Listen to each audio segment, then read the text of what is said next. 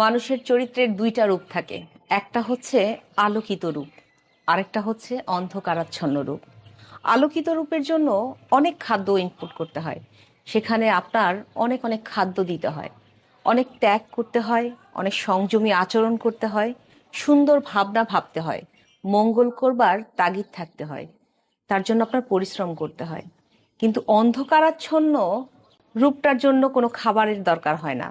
Just আপনি সেখানে আলো না ঢুকতে দিন, দেখবেন শ্বেত শ্বেতে মশফার্ন যেভাবে জন্ম লাভ করছে দেয়ালে, কোনো যত্ন ছাড়াই অনেক ভরপুর অবস্থায় জন্মাচ্ছে।